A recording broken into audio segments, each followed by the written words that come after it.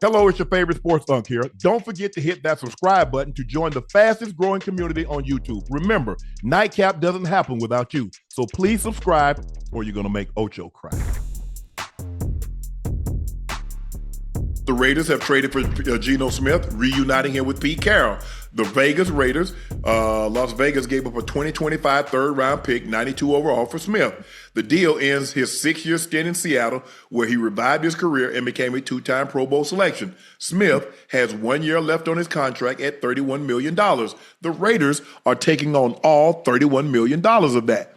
It's surprising that the Seahawks are blowing this thing all up, Ocho, considering they were 10-7 last year. Geno, gone. DK, gone. Tyler Lockett, gone.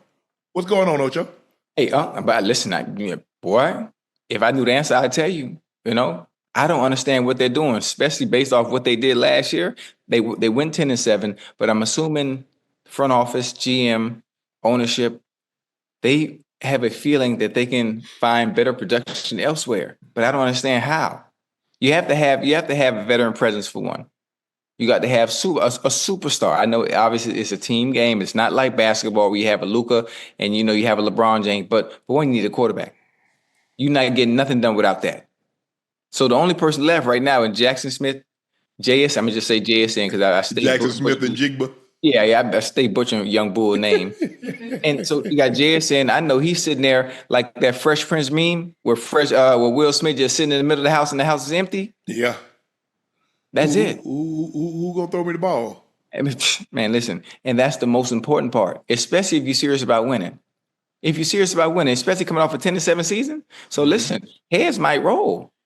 This episode of Nightcap is brought to you by Cologuard, a non-invasive colon cancer screening test. Did you know colon cancer is considered one of the most preventable yet least prevented cancers? When caught in the early stages, colon cancer has a survival rate of 90%. So screening and early detections are key to reducing overall colon cancer deaths. That's why the American Cancer Society recommends that if you're at average risk, you begin screening for colon cancer at age 45. And a convenient way to do that is with Cologuard test. The Cologuard test allows you to be in control of your colon cancer screening through prescription-based tests delivered to your door with none of the prep that's required for a colonoscopy. No liquid prep, no days off, no invasive procedures. Plus, Cologuard test is affordable.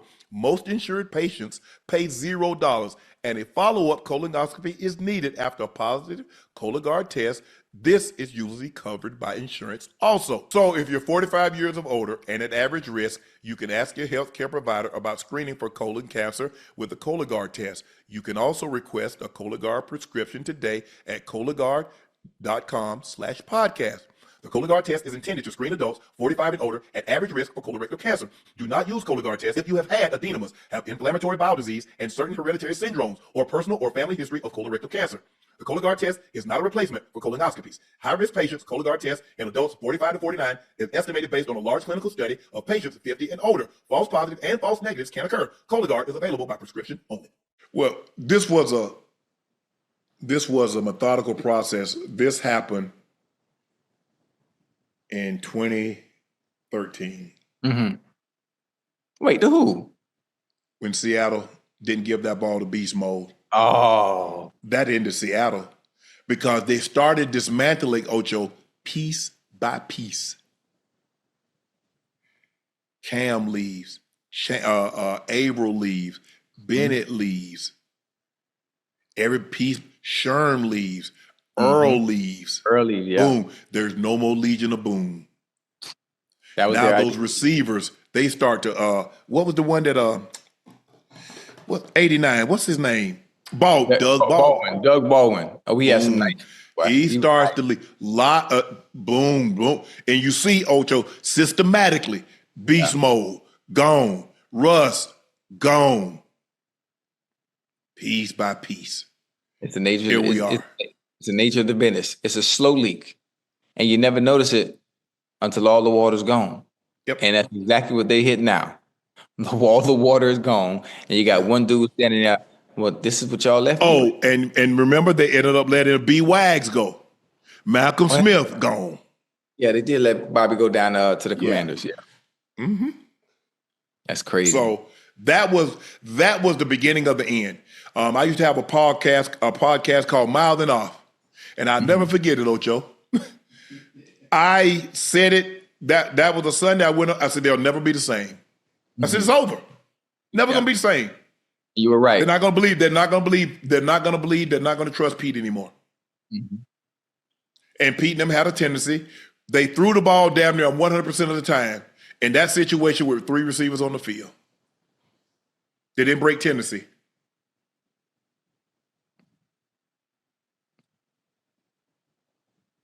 They had to break tendency.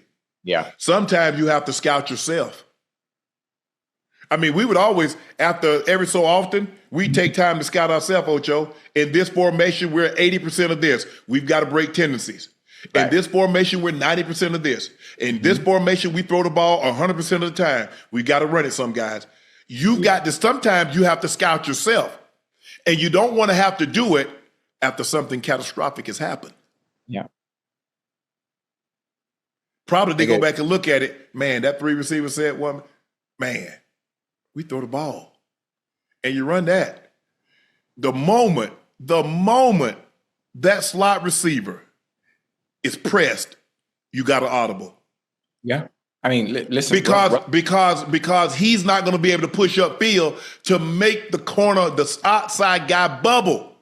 He has to make him bubble. If he don't make him bubble, Ocho, he has a straight line. And he's going to beat your guy to the ball. Every time. Once you saw, because normally you see, because when you get a formation like that, one guy needs to be off and one guy needs to be pressed to make sure you don't get picked. Right. That's why if you notice, a lot of times they're like, hey, one of us got to press. One of us play off so we don't get picked. Well, if you go back and look, Butler was off. Brandon Browner was in the slot. He pressed. Yeah. I would have came up off of that so fast and understanding what was Brandon Browner's strength. Being right up there. Being right up there. He gonna hold. Yeah. What he gonna do? Ocho, first of all, you already in a tight alignment. Where are you gonna go? Running to the tackle? He knows that you got to push up. Yep. Because how many times you think he saw that when he was in Seattle? Come on now. So now, slot has press. He doesn't get off. Butler. Right there. Doesn't have to bubble. Everything went well because Ocho, more times than not, the guys ain't catching that ball. Ocho, that's point blank. Think about it. Think about how close that was. Because they're on the 1. So let's just say, and Russell take a 3-step drop. So that's only 6 yards. And Russell is firing the ball. He's coming this way, and the ball's coming that way, and he catches it.